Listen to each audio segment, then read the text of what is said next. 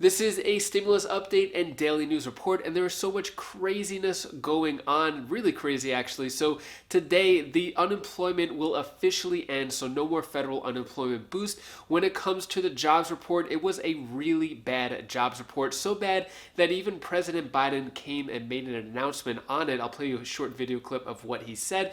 When it comes to the stimulus package, Joe Manchin said hit the pause button. Meanwhile, progressives and President Biden are doubling down on it, and AOC even calls out Joe Manchin on his ties with Exxon.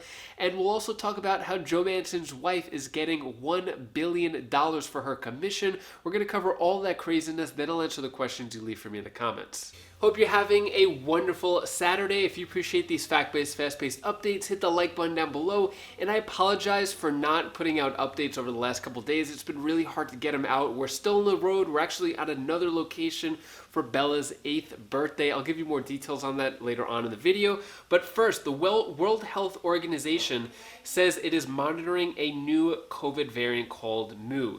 So Mu is the 10th letter of the Greek alphabet, which means there's a lot of different variants going on. The Delta is taking up most of the COVID cases right now. We have the Lambda, which a lot of people are worried about, but now they're saying there's another variant called Mu. Will it ever end? So what's going on here is experts worry over the new dangerous Mu variant. And according to Dr. Fauci, which just came out recently, what he said is Mu COVID variant not an immediate threat to Americans. We're keeping a very close eye on it, which is what he said of the new variant. Still don't know much about it. What he said is we're paying attention to it. We take everything like that seriously, but we don't consider it an immediate threat right now. So it looks like there's more and more variants. It's been found in 39 countries as of now, and it was identified in Colombia. So it looks like the variants just keep on popping up, and we don't really know much about it or where it's going. Let me know your thoughts on that down in the comments below. Next, let's talk about the jobs report, which just came out. So jobs report disappoints. Only 235,000 positions added versus expectations of 720,000. So non-farm payroll growth in August increased by just 235,000, which had the expectations of 720,000. Unemployment rate fell to 5.2% in line with estimates. So looks like this was not good news. I'm going to play a video clip from President Biden in a moment talking more about it, which brings the big question: what is going to happen with unemployment? So 7.5 million Americans face another unemployment cliff on Labor Day. Here's how to prepare for it. Actually, today, Saturday, September 4th, is when unemployment is officially ending. So no more federal $300 per week federal unemployment boost.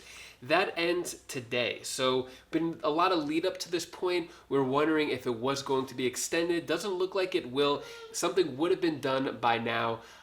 Sorry if you hear my daughters in the background trying to get this video, which is probably one of the challenges of me trying to get these videos out. I've been having my family to the side, trying to be quiet. But anyways, so President Biden encourages some states to further extend unemployment benefits, meaning that the states have the ability to extend it. No states have stepped forward yet in extending that federal $300 per week unemployment boost. So it looks like today, September 4th, that the unemployment boost is actually going to end. We haven't heard anything of it being extended. Here is a video clip from President Biden talking more about the jobs numbers and the stimulus moving forward, and then I'll let you know what's going on with Joe Manchin and AOC in the next stimulus package. Good morning. So I'm a few minutes late. We're getting ready to head down to Louisiana, and had a few things I had to do. Look, as we head into Labor Day weekend, we have more evidence of the progress of our economy from last year's economic calamity. Today, we learned the economy created 235,000 new jobs in August, and the unemployment rate fell to 5.2%, the lowest it has been in 18 months. But despite the impact of the Delta variant, and I'll talk a little more about that in a minute, what we're seeing is an economic recovery that's durable and strong.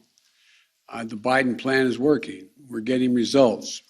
America is on the move again, and today's revision of previous month's job gains, with the revision of the July numbers, This report means that we have been adding an average of 750,000 jobs per month on average during the past 3 months. And in the 3 months before I became president, well, we were adding 60,000 jobs a month. Total job creation in the first 7 months of my administration is nearly double any prior first-year president. While I know some wanted to see a larger number today, and so did I, what we've seen this year is a continued growth, month after month, in job creation. It's not just that I've added more jobs than any first-year president, in the first year of any president. It's that we've added jobs in every single one of my first 7 job reports, and wages are going up. Some more jobs, some months are fewer, some months more, but always adding jobs. This is the kind of growth that makes our economy stronger and consistent progress and not boom or bust. Our economy grew the first half of this year at the fastest rate in about 40 years. We're the only developed country in the world. I'll say that again. We're the only developed country in the world whose economy is now bigger than it was before the pandemic. Because of the groundwork we laid with the American Rescue Plan, our vaccination strategy, we're seeing an economy and a job market that can weather the ups and downs of the Delta variant and anything else that comes our way. You know, we have a lot more work to do, as I will discuss shortly, but the facts speak for themselves. Think of where this country stood on the day I was sworn in as president and compare it to where we are today. The number of people filing new claims for unemployment each week is down 57%. Down 57%. Child poverty is down nearly 50%. We're no longer seeing long lines of people waiting for boxes of food to be put in their trunk after waiting for hours, or sometimes up to 2 hours. The unemployment rate is down from 6.3% to 5.2%, and I believe it's going to continue to go down. And it's no wonder that last week's Gallup poll found that 72% of Americans think that now is a good time to find a quality job. At this time last year, that number was 30%. And that's the mark of an economy where regular people can see a place for themselves in the economy. So what are your thoughts on what President Biden says? He's basically saying there needs to be more momentum, more stimulus happening. But this happened too. So Joe Manchin, senator from West Virginia, calls on Democrats to pause, cut $3.5 trillion spending plan, and dealing with potential blow to Biden agenda. So this guy right here, Joe Manchin, with the third stimulus check package, he was one of the people who delayed it and actually prevented more stimulus from going out. He wanted his way, basically saying he's not going to vote for it if it didn't have things A, B, and C in it. And the Democrats actually caved to him because the Democrats need every single vote in the Senate, including Joe Manchin. So when it came to Joe Manchin, he got what he wanted, but he didn't get it in a nice way. So what's going on now is President Biden doubles down on $3.5 trillion plan that Manchin moderate Dems oppose, not about short-term stimulus. So what President Biden said is the second thing that has to happen in September is for Congress, the House, and Senate to finish passing my economic agenda so that we can keep up the historic momentum we've been building, which goes against what Joe Manchin wants, and the progressives were not too happy about this. So progressives recoil at Manchin op-ed.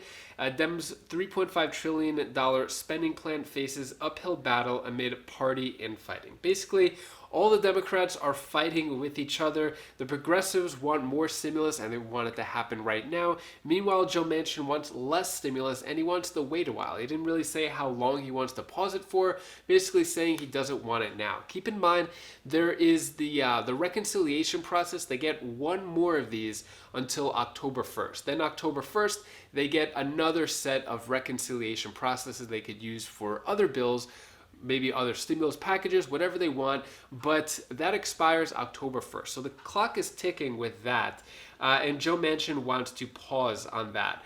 And people like AOC are not too happy about this. So AOC slams, let me get this.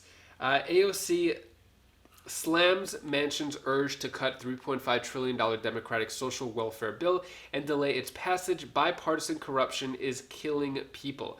So she basically called out Joe Manchin in this tweet right here saying, or maybe we hit the cancel button on this so-called bipartisan charade of an Exxon lobbyist drafted infrastructure bill unless we actually pass a law that helps people's lives with healthcare, expansion, childcare, climate action. So basically, AOC is calling out Joe Manchin and, excuse me, the charade of lobbyists, Exxon lobbyists. Exxon is an oil company, gas company. So basically saying that a lot of the part one infrastructure, the physical infrastructure, has lobbyists in, which almost every single bill in Congress does. No matter how pure whichever politician you like is, they all have ties to things like this. So yeah, basically she's calling out that part of the infrastructure bill, saying that we need more of the other part, the part two, the human infrastructure. And also, keep in mind, when it comes to Joe Manchin, infrastructure bill includes $1 billion for commission run by Manchin's wife. I mean, there's so many different ties here. So let me read that again for you. Infrastructure bill includes $1 billion for commission run by Manchin's wife. This is in that part one infrastructure bill. So AOC called him out on Exxon ties. Also, his wife is getting $1 billion for her commission, not going into her pocket, but she runs the Appalachian Commission, and $1 billion is going there. $1 billion is 1,000 millions.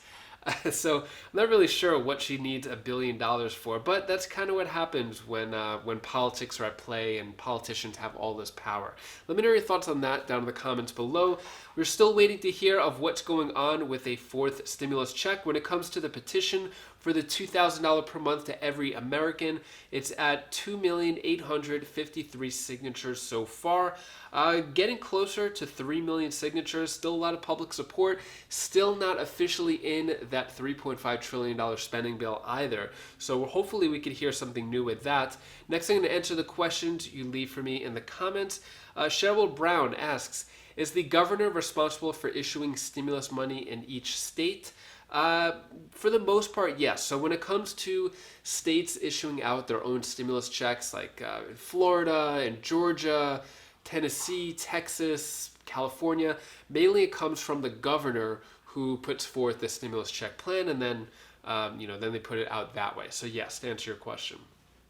Next question comes from Janet Robinson. What about those of us on SS, SSDI, SSI, VET, RRB? Are we are left behind? Unfortunately, yes. It's really shameful how the government is treating that whole group of people, just completely left out of stimulus. If you don't have any kids or dependents, unfortunately, there's just no stimulus programs that are helping out those people. Yeah, it really is shameful. Next question comes from Ed Biggs.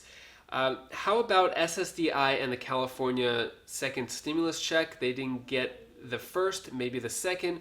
So anyone on SSDI, SSI, retired, it doesn't matter what category you're in. If you're receiving Social Security, it all depends on income. So if you're on SSDI, I'm assuming that you made less than $30,000, which means you should have gotten that first California stimulus check of $600. The second one is going out to people who make $30,000 to $75,000. So you should have gotten the first stimulus check, assuming that you made less than $30,000 there.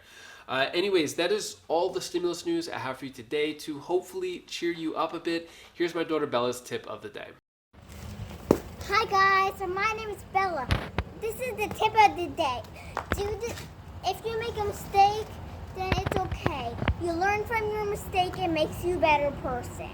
So it's okay. It's okay. We still love you. We like you a lot. Bye. Thank you so much for watching, and thanks for being patient with my slow rollout of these updates. So yeah, just to give an update of my life and what's going on. So we were in Florida for a few days for my daughter Bella's 8th birthday. Rather than having a party, we thought we could just save a lot of money, save the party money, rather than inviting a bunch of people over, use that money as well as some savings that we've been, saving up throughout the year. Then we could go on a trip. So we went to Florida, went by a river there. We did some kayaking. Bella did some trapeze stuff, which is pretty cool. And now we're in Georgia. We're breaking up the ride back. So it was 8 hours to get here to Georgia, driving, of course. And we're staying here, and we're doing some fun stuff here, and then we're gonna leave back to South Carolina in a few days. So trying to make this a memorable, nice birthday week for Bella before school starts. And that's what's going on now. Anyways, if you want to check out any of my other videos, you could click up here for my other channels or down here for stimulus updates, and I'll see you in the next video. Take care, be safe. Thank you for watching.